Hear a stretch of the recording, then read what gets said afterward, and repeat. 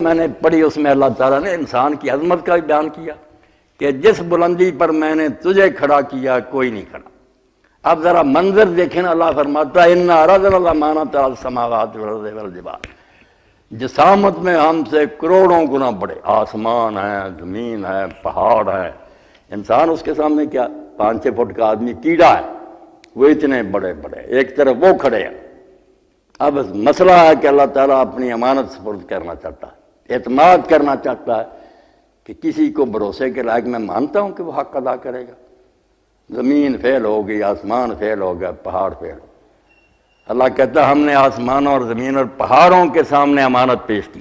امانت جیسے نا لوگ کہتے ہیں کہ سچ مجھ کوئی میٹنگ کی، وہاں ایسی بات نہیں، بات کو سمجھانے کا سٹائل ہوتا ہے اللہ تعالیٰ کا۔ معاملہ یہ ہے کہ پیش کرنا یہ ہے کہ آپ ایک چیز ہے وہ بہت سی چیز ہے، کسی چھوٹے برتن کے پیش کرتے ہیں، یعنی دونوں کو ایک دوسرے کے سامنے رکھ کر دیکھتے ہیں۔ وہ برتن جو ہے وہ اٹھانے سے انکاری ہے کہ میرے اندر صرف گنجائش ایک پاؤ کی ہے، میں سیر نہیں اٹھا سکتا۔ اس کا انکار زبان سے نہیں، زمین آسمان پہاڑ انکار اللہ کی بات کا کر سکتے نہیں۔ ابینا کا مطلب کہ انہیں گنجائش ہی میرے اندر ہے، روشنی دیکھنے کی پاور ہے، اسی حد تک دیکھ سکتا ہوں۔ اگر روشنی بہت زیادہ ہو جائے تو آنکھ دیکھنے سے انکاری ہوتی، اسی وقت بند ہو جائے۔ تو انکار کا مطلب اس میں یہ صلاحیت نہیں، اور پیش کرنے کا مطلب کہ ان دونوں کو آمنے سامنے رکھا جائے۔ آسمان زمین اور پہاڑ جسامت میں بہت بڑے ہیں، مگر امانت جو ہے نا جس کا میں بیان کروں اس کے لیے جو صلاحیت چاہیے نا، ارادہ اور اختیار، اس سے معلوم ہے وہ مجبور ہیں، جس کام پر لگا دیا دوڑے جا رہے ہیں، نافرمانی نہیں کر سکتے۔ مگر یہ جو ہے نا آفت کا پرکہلا انسان چھوٹا سا، اس میں ایک خطرناک بم ہے کہ یہ اپنی مرضی کر سکتا، چاہے نیکی کرے چاہے اس کو جو اختیار ملا ہے نا، یہ بہت ذمہ داری کی بات ہے۔ اگر صحیح نبھائے تو اس کا انعام بھی سب سے بڑھ کر ہے، اس نے اپنی مرضی سے نیکی کی ہے، ان کو کوئی اجر نہیں ہے۔ زمین آسمان ختم ہو جائے کوئی ثواب نہیں ملے گا، نہ جنت جائیں، نہ کوئی، انہوں نے اپنی مرضی سے کچھ کیا ہی بے بس ہے۔ انسان اگر اپنی مرضی سے من شاء فلیؤمن ومن شاء فلیکفر، راستے پر کھڑا درائے پر کافر ہو جائے جی چاہے مومن ہو جائے، مرضی کی بات۔ زبان میں بولنے کی طاقت اللہ نے رکھ دی ہے، اختیار ہے، ذکر کرے یا گالیاں بکتا رہے۔ اور ارادہ بھی ملا اس کو کہ بہت دیر تک نے اس کے دماغ میں بحث ہوتی رہتی ہے، مناظرہ ہوتا ہے کہ یہ کام کروں یا نہ کروں، آپشن موجود ہے، کرنے میں یہ فائدے ہیں، نہ کرنے میں، سارا جانتا رہتا، اس کے بعد فیصلہ کر لیتا، ارادہ ہو جاتا پھر اپنی مرضی سے۔ یہ شاید ہے نا یہ امانت ہے، کسی کو اللہ نے حوالے نہیں کی کہ اپنی مرضی کر سکے، نہیں، جکڑ دیا انہیں، دوڑ رہے ہیں۔ سورج روزانہ اپنے وقت پر آتا، چلتا رہتا، راستہ نہیں بدل سکتا، رفتار میں کمی بیشی نہیں کرتا۔ مگر انسان چاہے فرعون اور نمرود بن جائے ظالم حاکم، یا وہ ابو بکر اور عمر بن جائے رضی اللہ عنہ، مرضی کی بات ہے۔ اسی لیے وہ پھر بات درمیان میں چھوڑ دیتے ہیں۔ فضیل ابن عیاض جب توبہ کر گئے ڈاکے سے، اور پھر بغداد سے انہوں نے حرم شریف تک 2 سال میں سفر کیا، ایک قدم اٹھا لیتے تھے 2 رکعت نماز، پھر قدم اٹھاتے 2 سال میں پہنچے، توبہ کیے، روتے رہے۔ تو خلیفہ ہارون رشید حج پر گیا تو اس نے وزیر اعظم سے کہا ربیع سے کہ میں کسی عالم سے ملنا چاہتا ہوں، مکہ ہے یہاں تو بڑا مجمع اولیاء تھے، تو لے گیا حضرت سفیان ثوری کے پاس، دوسروں کے پاس۔ مگر جب بات ختم ہوتی تو خلیفہ کہہ دیتا کہ مجھے خدمت کا کوئی موقع دیں، کسی نے کہا مجھ پر قرض ہے، کسی نے کہا طالب علموں کے لیے چاہیے، وہ کہہ دیتا تھا وزیر اعظم سے باہر نکل کے یہ وہ عالم نہیں ہے جس سے میں ملنا چاہتا ہوں۔ اس نے کہا اچھا ملاتا ہوں، حضرت فضیل کے پاس لے گئے جو ڈاکو رہے تھے، وہ تہجد پڑھ رہے تھے، چراغ جل رہا تھا، دروازہ کھٹکھٹایا کہ امیر المومنین ہے، میں ربیع ہوں، وزیر اعظم ملنا چاہتا ہوں۔ انہوں نے دروازہ کھول دیا مگر چراغ بجھا دیا۔ خلیفہ جو تھا نا اس نے اس طرح ٹٹولتے ٹٹولتے ہاتھ رکھا اور کہا ہم نے حضرت آپ کو ڈھونڈ ہی لیا نا۔ انہیں موقع مل گیا، انہوں نے کہا امیر المومنین آپ کے ہاتھ بڑے نرم و نازک ہیں، اگر جہنم سے بچ گیا، گر گیا، بے ہوش ہو گیا، رونا شروع کیا۔ اور بعد نے کہا کچھ نصیحت فرمائیں، کہا نصیحت یہی ہے کہ جس مقام پر تم بیٹھے ہو خلیفہ ہو، یہاں ہی فرعون اور نمرود بیٹھے ہیں، لعنت سمیٹ کر گئے، یہاں ہی ایسے لوگ بیٹھے ہیں جو رحمت سمیٹ گئے، ان پر لوگ درود پڑھتے ہیں۔ اب تمہاری مرضی ہے فرعون اور نمرود کے ساتھ جا ملو یا ابو بکر عمر کے جا، پھر روتا ہے۔ اور آخر میں جب خدمت کا کہا، اس نے کہا خدمت یہی کافی ہے کہ آئندہ نہ مجھے ملنے آئے اور نہ مجھے بلائے، میری عمر بہت ضائع ہو چکی ہے، میں خدا کی نافرمانی کرتا رہا، اب میں بقیہ زندگی اپنے خدا کو راضی کرنا چاہتا۔ اس نے باہر نکل کر کہا ربی ایسے ہی عالم سے ملنا چاہتا تھا، یہ ہے صحیح معنوں میں عالم، اللہ کے نیک بندے۔ تو امانت جو ہے نا، اللہ کہتا ہم نے پیش کی، پیش یہی ہے کہ ایک چیز جو ہے نا اس کے سامنے دوسری چیز رکھ کر آپ دیکھیں کہ اس میں اس کی گنجائش ہے، اگر گنجائش نہیں ہوگی انکار کرے۔ زمین کے سامنے اگر زمین زرخیز ہے، آپ بیج رکھیں، ایک ہوگی جس میں اگے گا نشون، آپ کہیں گے اس نے قبول کر لیا بیج کو، اور اگر پتھر پر رکھیں گے، لوہے پر رکھیں گے، کہیں گے کہ نہیں وہ اس کو لینے سے انکاری ہے، اس میں اس کی گنجائش نہیں۔ تو آپ دیکھیں کہ اللہ کہتا آسمان زمین اور پہاڑ جو ہے نا وہ ایسے امتحان میں نہیں آئے، نہ ان کے اندر اختیار ہے نہ ارادہ ہے، انہوں نے کہا ہمیں نہ اس امتحان میں ڈال۔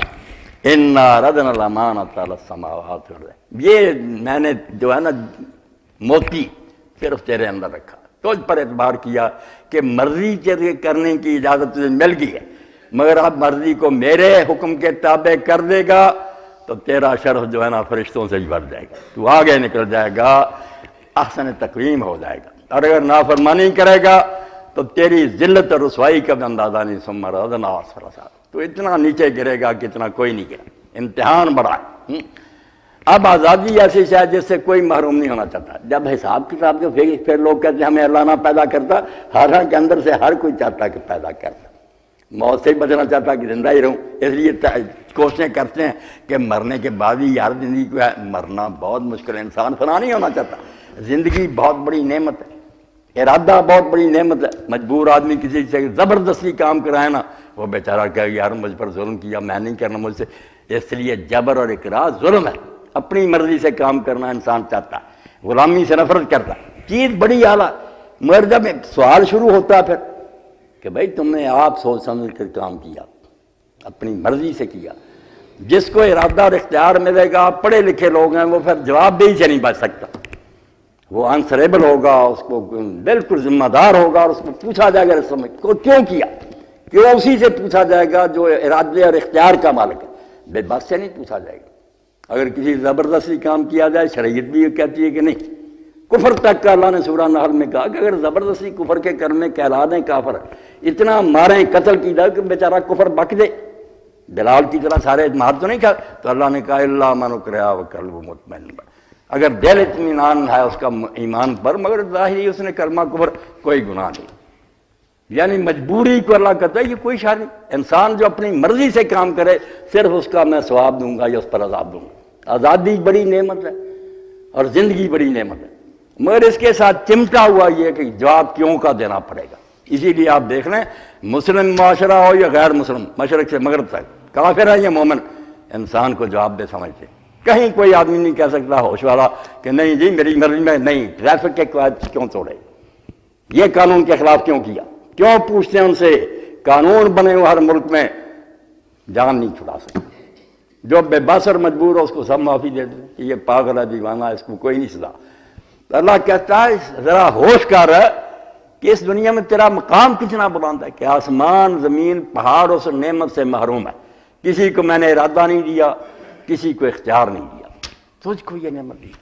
اور اس پر علامہ اقبال کی نظم ہے، وہ مرد کلندر تھا، دین کی باتیں اس طرح سمجھاتا تھا کہ عام لوگ نہیں وہاں تک پہنچے، تنہائی نظم لکھی، تنہائی، کہ انسان تنہا ہے، یہ جہاں کھڑا کوئی اس کا ثانی نہیں ہے۔ تو کہتا میں پہاڑوں کے پاس گیا، میں سمندر کے پاس گیا، میں صحرا کے پاس گیا، میں سورج چاند کے پاس گیا، سب سے کہا، سب نے کہا کہ نہیں ہمارے بس کی بات نہیں۔ آخر میں کیا ہوا پھر، شدم بحضرت یزداں گزشت مزمہ ہو میرے، میں چاند ستاروں سے آگے نکل گیا اور خدا کے سامنے جا کھڑا ہوا، شدم بحضرت یزداں گزشت مزمہ ہو میرے، کہ در جہان ہے تو یک ذرہ آشنا ہے میرے، کہ تیرے اتنے بڑے جہان میں ایک ذرہ بھی میرا ساتھی نہیں ہے، جس جگہ میں ہوں اور جس مصیبت میں میں ہوں کوئی ساتھی نہیں، یہی ہے تنہا، تیرے سارے جہان میں کوئی میرا حامی نہیں، یہ دنیا جو تو نے بنائی ہے بہت اعلیٰ، چمن خوشست ولے در خورے نواہم لے، یہ باغ بہت عمدہ مگر میرے چہچہانے کا نہیں، نہ سورج میرا ساتھی ہے، نہ آسمان ساتھی ہے، نہ پہاڑ ہے، تو سب کچھ بہت اعلیٰ بنایا، مگر میں جو پھنسا ہوا انسان کوئی میرا ساتھی نہیں، میں کیا کروں؟ تو ہوا کیا پھر؟ اللہ اکبر، تبسم بلب او رسید و ہے چنگو، تو اللہ کے منہ پر مسکراہٹ آئی، جواب نہیں دیا، پتا تھا کہ یہی بیچارے کو پھنسایا ہوا۔ اسی کو مولانا بدر عالم رحمۃ اللہ علیہ لکھتے ہیں، چلا عدم سے میں ہستی کو بول اٹھی تقدیر، بلا میں پھنسنے کو کچھ اختیار لیتا جا، اختیار لے کے آ گیا، پھنس گیا۔ اب اختیار کو چھوڑنا بھی نہیں چاہتا، واقعی چاہتا کہ میں اپنی مرضی سے کام، مجھ پر کیوں جبر کرتے ہو؟ نعمت بڑی ہے مگر استعمال بڑا نازک ہے نا۔ ایسی تلوار ہے شمشیر دو دم کہ اگر صحیح استعمال کر لی انعام بڑا، جنت، ایسا انعام اجر غیر ممنون، ایسا انعام ہے جو کبھی ختم نہیں ہوگا، اور غلط کی استعمال کیا مصیبت بھی ایسی ہے، توبہ توبہ توبہ، پھر خاتمہ اس کا۔ اس لیے کہا ان عرض الامانہ، یہ آیت بھی تماشا بنی ہوئی ہے، لوگ طرح طرح کی باتیں کرتے، چلو آج درس میں آگئی، ان عرضنا الامانۃ علی السماوات والارض والجبال، آسمان زمین پہاڑوں کو رکھا، ادھر امانت کو رکھا، دیکھا ان میں گنجائش نہیں، ان کے پاس اختیار نہیں، ارادہ نہیں، یہ نہیں اٹھا سکتے بوجھ۔ دوسری طرف فابین ان یحملنہ، انہوں نے اٹھانے سے انکار کر دیا، انکار نہ نہیں کی، مطلب ان میں گنجائش نہیں۔ جیسے میں نے آنکھ کی مثال دی نا کہ ایک حد تک دیکھ سکتی ہے، زیادہ روشنی تیز ہو جائے ہم کہتے ہیں ہماری آنکھ یہ دیکھنے سے انکاری، یعنی اس میں نہیں ہے طاقت۔ واشفقنا منہا، ڈر گیا، ڈرنا ہی ہے نا، جب گنجائش نہ پھٹ جائے گا، برتن میں گنجائش تھوڑی آپ زیادہ چیز ڈالیں گے ٹوٹ جائے گا، یہ بیچارے نہیں اٹھا سکتے۔ واشفقنا مطلب بہت ہی نازک ہے یہ بات، وحملہا الانسان، انسان نے اٹھا لی۔ اب کہیں کہ اس نے کسی وقت آپ اٹھایا تھا؟ نہیں، کسی نے نہیں اٹھایا، نہ کوئی ہوش ہے۔ وہ جو ہے نا ارادہ اور اختیار، یہ ہر نیک میں موجود ہے، اور اس کے ساتھ ہی آ جاتی ہے امانت کہ ارادہ اور اختیار کے ہوتے تو پوچھا جائے گا کہ تم نے یہ سوچ سمجھ کیا، کیوں کیا؟ ترجیح بلا مرجع جو کہتے ہیں منفی یہ کہ بلا وجہ پلڑا نہیں جھک سکتا، دو چیزیں جو تھی، تو کر بھی سکتا تھا، نہ بھی کر سکتا، تم نے اختیار کیا کرنے کو یا نہ کرنے کو، کچھ دلائل ڈھونڈے نا اس وقت، اپنے ذہن میں ترجیح دی کہ یہ زیادہ اچھا پہلو ہے، وہ بتا وہ کیا ہے۔ اگر وہ نیک ہیں تو جنتی ہے، اور برے ارادے ہیں تو دوزخی۔ انسان نے اٹھا لیا، یعنی اس میں ارادہ اور اختیار موجود ہے، جس کی وجہ سے یہ ذمہ دار اور جواب دہ بنا۔ یہ جواب دہی اور ذمہ داری، یہ امانت ہے، یہ رسپانسبل ہے۔ کہہ نہیں سکتا کہ میں بس یہ ہو گیا، نہیں، پوچھا جائے کہ اتنی عقل استعمال کی، اپنی مرضی سے کام کیا، اور بتاتے نہیں کہ کیوں کیا۔ اِنَّهُ كَانَ ظَلُومًا جَهُولًا۔ اب اس کا بھی ترجمہ اگر ہم کریں نا کہ یہ ظالم اور جاہل تھا، تو کتنے پڑھے لکھے کرتے ہیں یار اتنا اس نے بوجھ اٹھایا، اللہ نے اتنی بڑی عظمت دی، اور ساتھ کہہ یہ ظالم جاہل تھا۔ نہیں، ظالم جاہل تھا نہیں ہے۔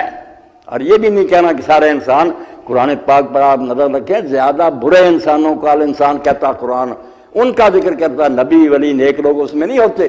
ان الانسان لفی خسر ان الانسان لربہ لکنود، جگہ جگہ انسان کو برا کہتا، وہ برے زیادہ دے، ان کو نیکوں کی بات نہیں ہوتی۔ یہاں بھی ہے کہ اتنا بڑا نازک مقام ہے کہ کھڑا ہے خدا کی عدالت میں، اور جہنم ہے یا جنت ہے، مگر یہ ظالم اور جاہل ہے۔ زیادہ لوگ جو ہیں ظالم اور جاہل اپنا بیڑا غرق کر رہے ہیں، اور سمجھتے نہیں ہیں کہ ہم نے کتنا بڑا امتحان دینا، کتنی پیشی خطرناک ہوگی۔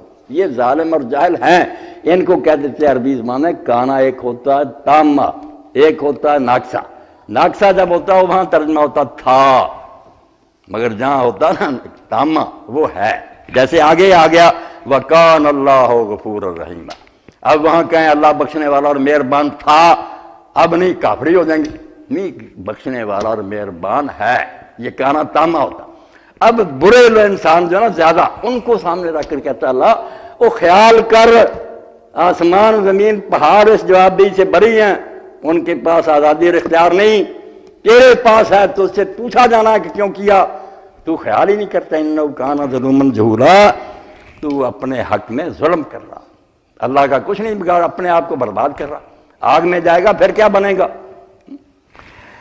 جہولا، اور تو نادانی کی باتیں کہتا ہے۔ جہولا ایک بے خبر کو بھی کہتے ہیں، جاہل سے بھی ہوتا ہے، جہل سے نکلا، مگر ایک یاد رکھے جانتے بوجھتے بھی بے وقوفی کے کام کرے نا، جیسے موسیٰ علیہ السلام نے کہا تھا کہ میں اللہ سے پناہ مانگتا ہوں کہ میں جاہلوں میں سے ہوں، اور جب بات ہوئی تھی گائے والی، وہاں جاہل کا معنی نادان اور بے خبر نہیں، جو سمجھتے ہوئے بیوقوفی کا کام کرے نا، بے جہالت گناہ کے بارے میں، یہ جذبات کی رو میں بہہ جانا، اپنی خواہشات کے پیچھے اندھے ہو جانا جان سے بوجھے، یہ بہت خطرناک جہالت ہے۔ یہ علم کے مقابلے، وہ علم کے مقابلے میں ہے کہ ایک طرف علم ہے نالج، دوسری طرف ہے اگنورنس، وہ جہالت ہے۔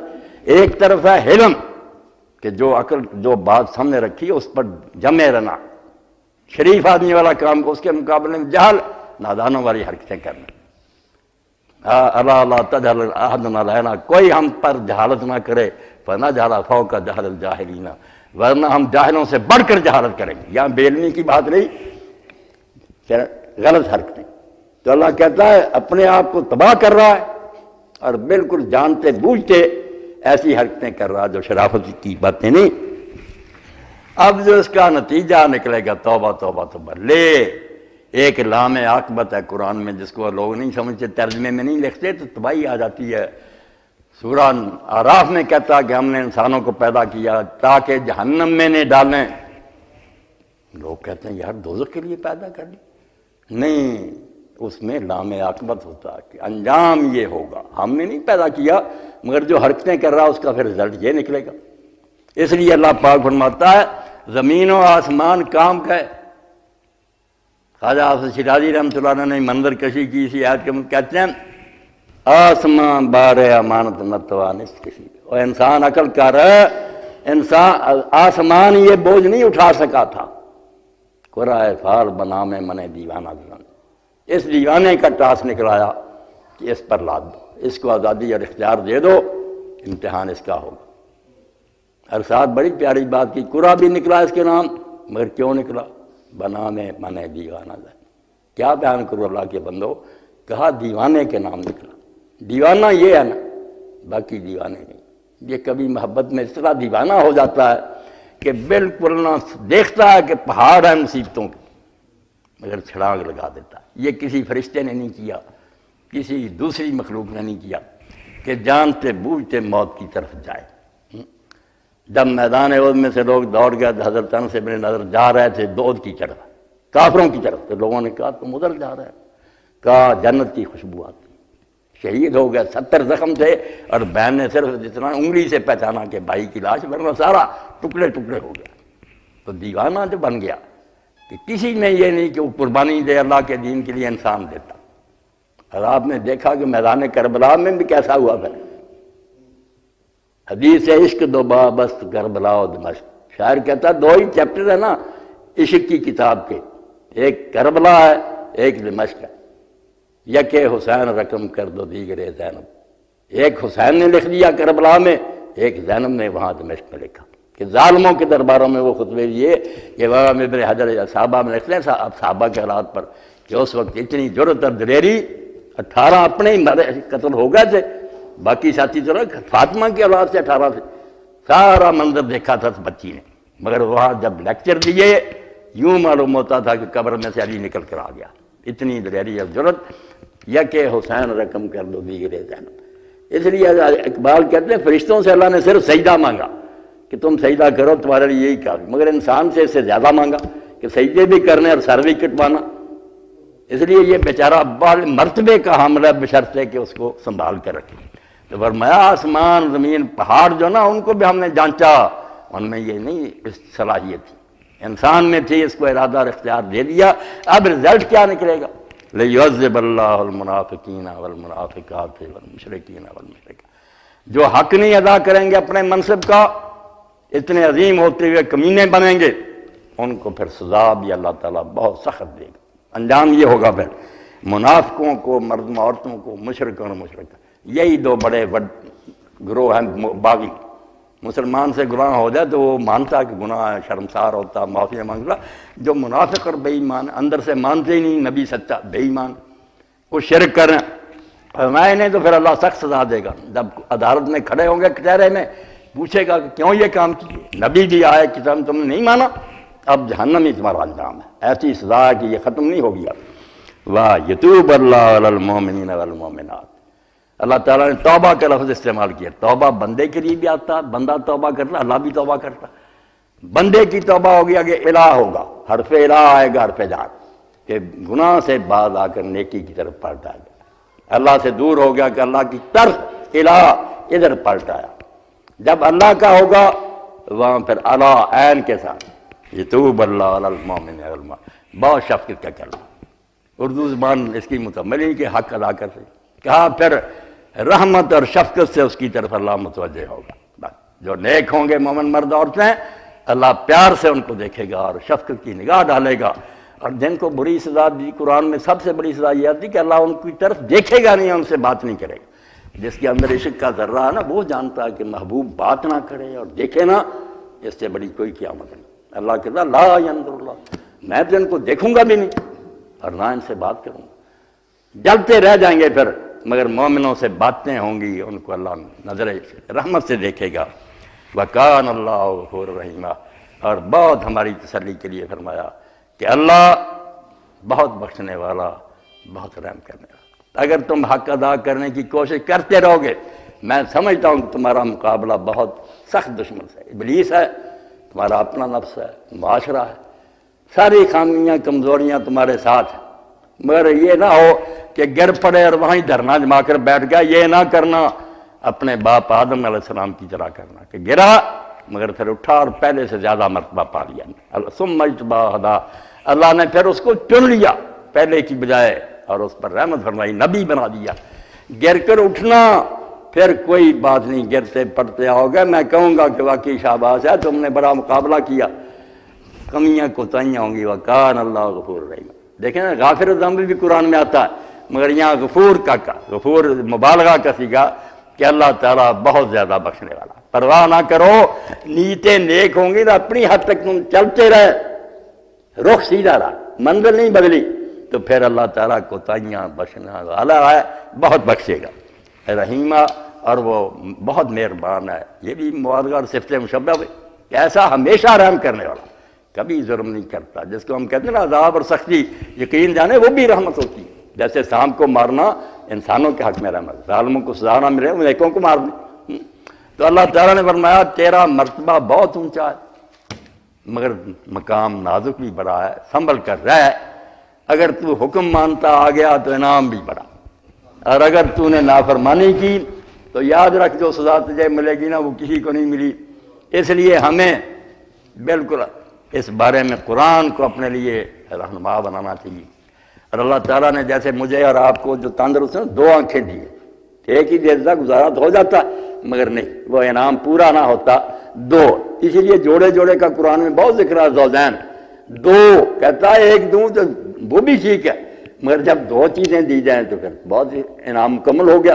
اس لیے جنت بھی 2، جنتان 2، اعنان تجریان 2، ایک کی بجائے 2 دوں گا تو بڑا انعام ہے، مگر اس کے لیے ضرورت ہے کہ آدمی اس دنیا میں اللہ کو مانے۔